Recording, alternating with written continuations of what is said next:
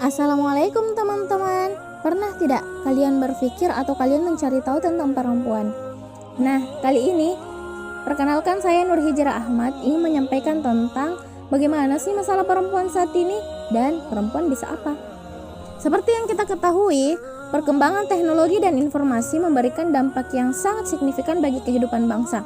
Dahulu, perempuan sangat dikekang oleh adat istiadat, tetapi hari ini kebebasan itu sudah ada, yaitu bebas berekspresi, berprofesi, dan bebas menjadi sesuatu. Pertanyaannya, apakah kebebasannya itu dimanfaatkan dengan baik oleh perempuan? Kenyataannya tidak.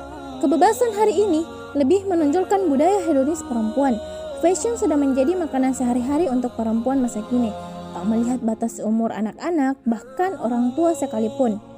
Berbeda dengan masa prakemerdekaan, mereka harus berjuang mengambil hak-hak kebebasannya sebagai perempuan.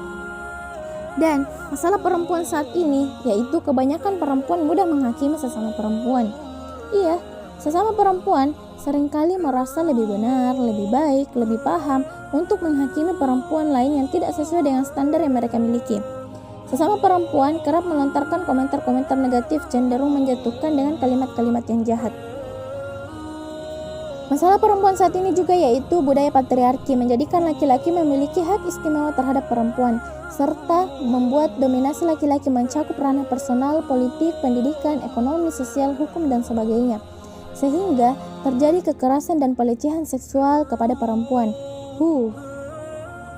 Serta standar perempuan yang diciptakan oleh sosial media seperti menyalahgunakan dan bahkan bisa menjatuhkan marwah sebagai seorang perempuan.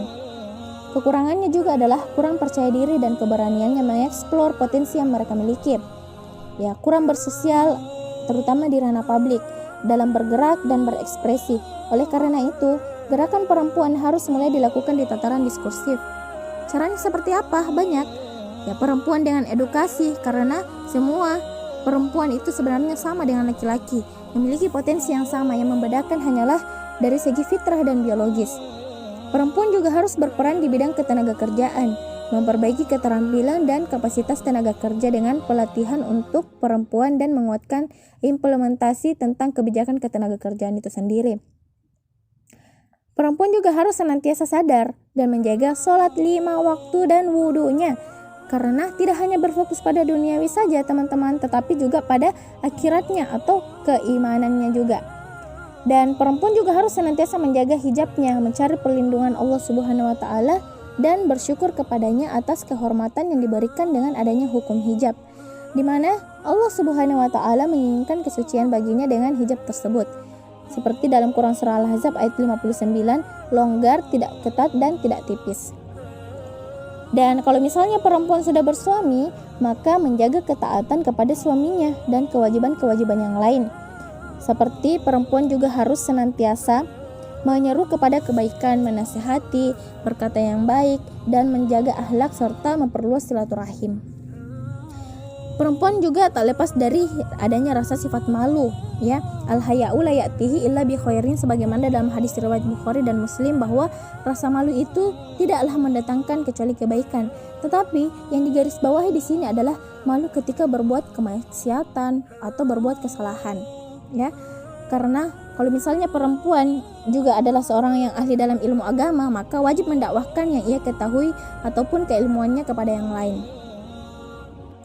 Nah, oleh karena itu perempuan harus lebih kritis dalam memandang suatu permasalahan.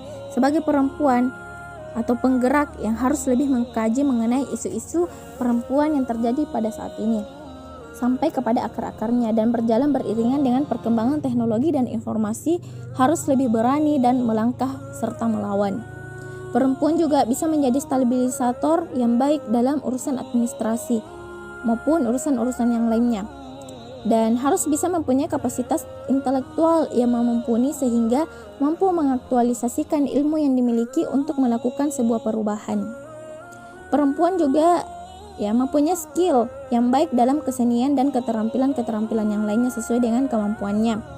Seorang perempuan juga harus peka terhadap isu-isu sosial masyarakat terkait perempuan atau yang sedang hangat dibicarakan, yaitu terus mengupgrade keilmuannya serta aktif dalam forum-forum diskusi, kajian, ataupun pelajaran-pelajaran yang lain atau gerakan-gerakan yang lain yang dapat terus berperan di masyarakat sehingga turut serta mengusahakan terwujudnya bagaimana masyarakat Islam yang sebenar-benarnya.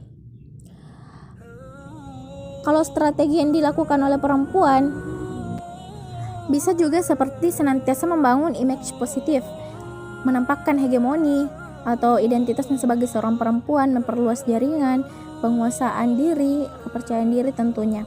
Dan salah satu landasan normatif tentang perempuan adalah seperti seorang pejuang dalam Quran surah At-Tahrim ayat 11, yaitu kisah tentang Fir'aun dan istrinya Asia, di mana Asia tetap kuat dan berjuang dalam kesalehannya, yaitu tidak tertarik dengan janji-janji Fir'aun yang semu.